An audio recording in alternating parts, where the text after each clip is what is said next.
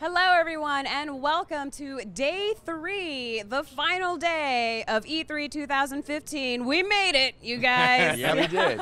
I am up here with my devastatingly handsome co-hosts, Adam Sessler, Jeff Cannata, Ray Carsillo.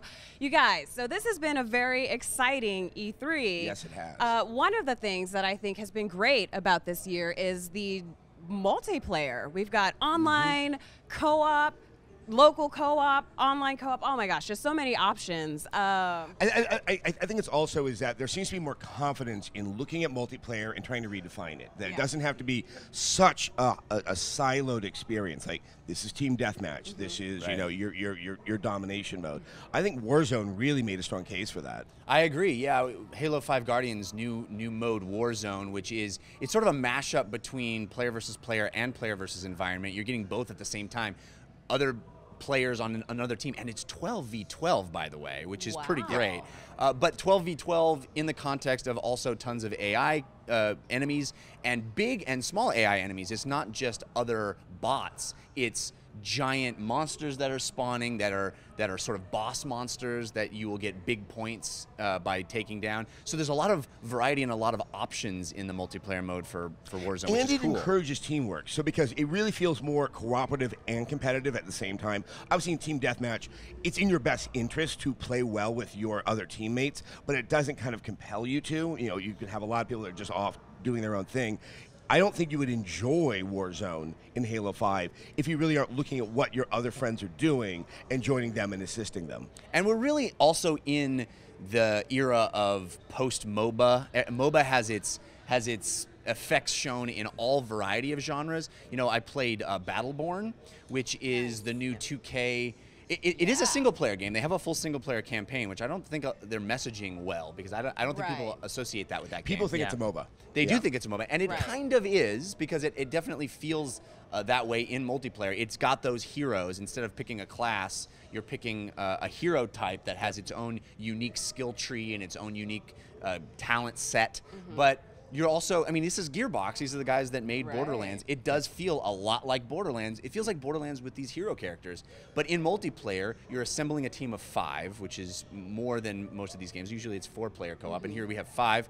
And you are building it out like you would a MOBA. You've got tank characters, you've got healer characters, you've got DPS characters. So I think that is, it's showing itself. The MOBA influence is showing itself across a whole variety of genres. Yeah, no, for sure. I saw a lot of that also in For Honor, Ubisoft's new IP, when I played that. That's got some MOBA elements, too, because when you, even though it seems like a typical domination mode, you got your 3 points, you got to capture them. In the middle lane, you know, it's got 3-lane influence. In the middle lane, you have wave after wave of character coming. So if you don't want to be a guy getting up into, you know, being a tank and trying to go one-on-one with somebody, you can just kill all the AI characters and kind of still contribute to your team's success. Yeah, I loved For Honor, by the way. And it sort of reminded me a little bit of like the Dynasty Warriors era, where you kind of just go through and hack and slash your way and try to. Damn it with faint praise. And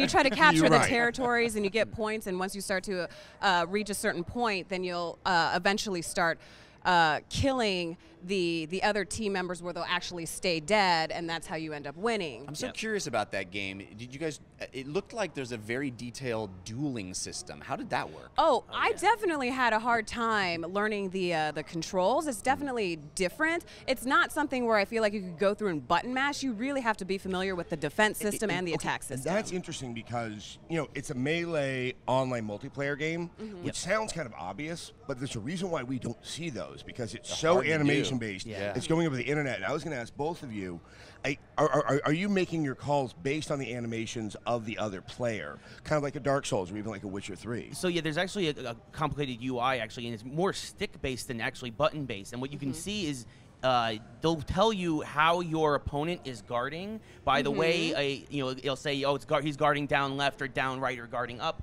and you almost like in a rock paper scissors format have to counter against that. So if he's guarding up, you want to try and swing from obviously from a downward angle, and so it's this kind of like chess match where you're both trying to flick the sticks as fast as possible, so you're countering the other guy. And there's also a parry system in there, and obviously some folks didn't, I think, get the rock paper scissors because I got some nice decapitations in there. Yeah, there's some finishing moves. Yeah, rock paper decapitation. Exactly, yes. But it's more stick-based than button-based. You know, there's light attacks, heavy attacks, but it's more about positioning your player and preparing for an oncoming attack than it is actually going completely on the offensive. Right, and you feel like really strong in that game because you have to push your way through even your own men to get to the enemy, and they don't just move aside. It's literally like as if you were really pushing through these characters or these real people, and it feels like war. Not that I've ever been you're a hero character, like Brave, like you're in Braveheart or something, and you're like charging to the front lines. It does. You know? It feels like it does feel like those typical like medieval war movies, like Braveheart or maybe like Lord of the Rings, where the two factions come and just like clash, and you just see a big massive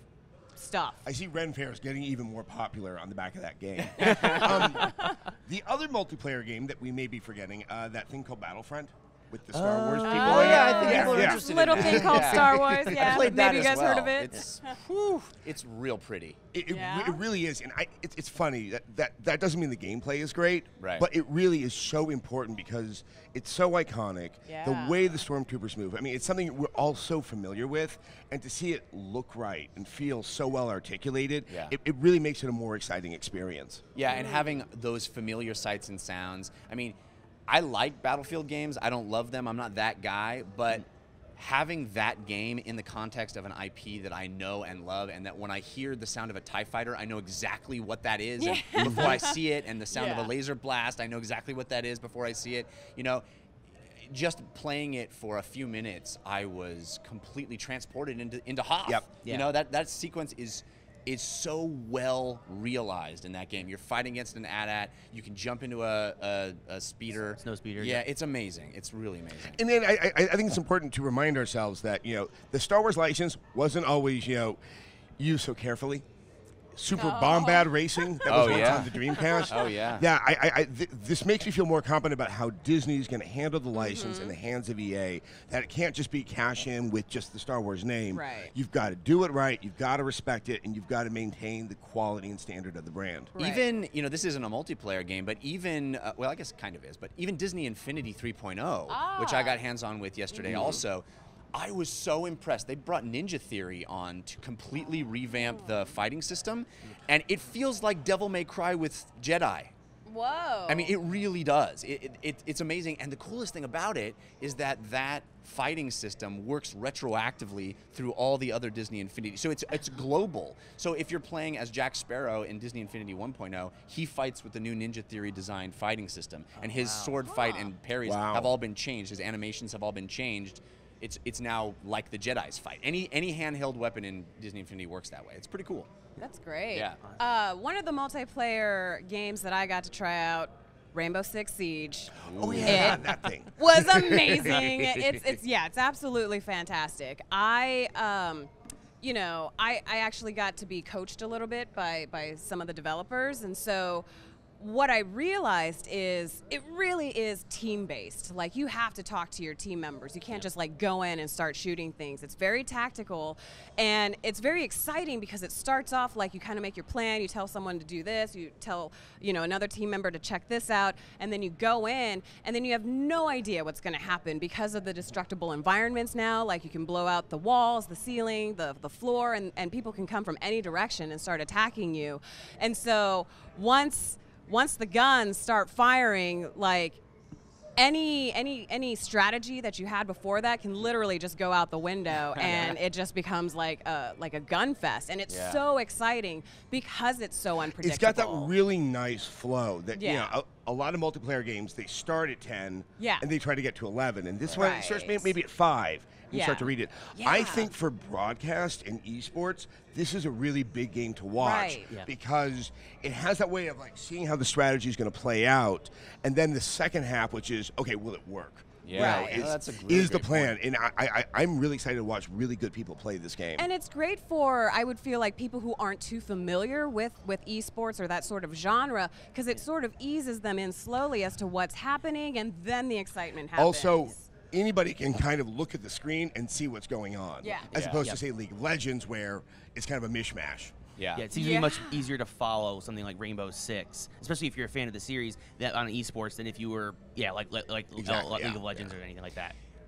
Speaking of strategies being thrown wildly out the window, I would love for you to also talk about The Division, because I'm yes. genuinely worried now, seeing the fact that we can all be good old buddy friends until one of y'all turns on me, and then all of a sudden now I've gone rogue, and I have I can't do anything about it because you guys by went association. rogue. Yeah. That's the land of the internet. I'm not so sure I want to be part of that. It's like, You're always going to carry your epic loot into battle, right, Jeff? Always going to carry the epic loot, right? Yeah. So basically, I got to see the division, and they showed us the Dark Zone, which is a completely separate part of the game. Like, you don't have to interact with the Dark Zone. It's really up to you, and you cross this like I don't want barrier. to interact with the Dark Zone. I know. It's like you cross this barrier, and then it's like now you're in a completely separate environment, and like you really feel it, and you have to start to like get really tactical. And basically, what you do is you go around collecting